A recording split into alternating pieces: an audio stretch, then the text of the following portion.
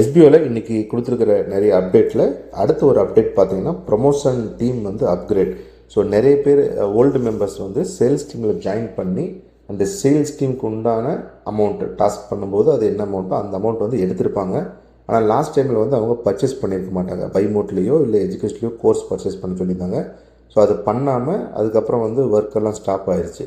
So அதை பண்ணாமல் இருந்ததுனால பட் அமௌண்ட்டு வந்து அவங்களுக்கு கிரெடிட் ஆனது பார்த்திங்கன்னா சேல்ஸ் டீமுக்கு என்ன அமௌண்ட்டோ அந்த அமௌண்ட் கிரெடிட் ஆகிருக்கும். ஸோ அதுக்கு வந்து ரீசெண்டாக அவங்க மறுபடியும் கண்டினியூவாக சேல்ஸ் டீமில் ஒர்க் பண்ணணும், அதுக்கு உண்டான சேலரி எடுக்கணும் அப்படின்னா அப்கிரேட் பண்ண சொல்லியிருந்தாங்க.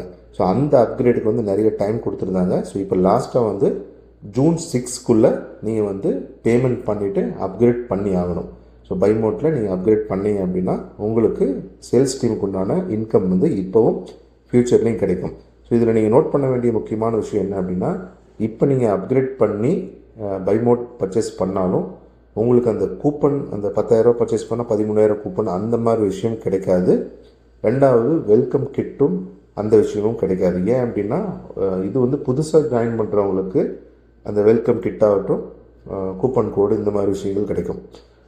கேஷ்பேக்கு இதெல்லாம் 7,000 ஒர்த்தில் கேஷ்பேக்கு. ஆனால் ஓல்டு மெம்பருக்கு நீங்கள் ஆல்ரெடி வந்து ப்ரொமோஷன் டீம் இருந்தீங்க, பட் சேல்ஸ் டீமுக்கு உண்டான அமௌண்ட் எடுத்துருக்கிறீங்க. ஸோ ஆல்ரெடி அமௌண்ட் நீங்கள் ஏர்ன் பண்ணிட்டீங்க. ஸோ அந்த அமௌண்ட்டு வாலெட்டில் இருக்கிற அமௌண்ட்டு உங்களுக்கு கிரெடிட் ஆகும். ஸோ அதனால் இந்த பெனிஃபிட்ஸ் வந்து உங்களுக்கு கிடைக்காது. ஒருவேளை நீங்கள் வந்து இது பர்ச்சேஸ் பண்ணாமல் இருந்தீங்கன்னா ஜூலை 6க்குள்ளே உங்களுக்கு வாலெட்டில் இருக்கிற அமௌண்ட் ஆல்ரெடி நீங்கள் ஒர்க் பண்ணி வச்சுருப்பீங்க சேல்ஸ் டீமாக. பட் நீங்கள் ப்ரொமோஷன் டீம் தான் பர்ச்சேஸ் பண்ணாமல் இருக்கீங்க, சேல்ஸ் டீமாக இருந்து ஒர்க் பண்ணி வச்சுருக்கிறீங்க. அதில் 80% அமௌண்ட் வந்து டிடெக்ட் பண்ணிடுவாங்க. ஏன்னா ப்ரொமோஷன் டீமுக்கு ஒரு டாஸ்க்குக்கு 50 ரூபான்னா சேல்ஸ் டீமுக்கு 100 ரூபா கொடுத்துருப்பாங்க.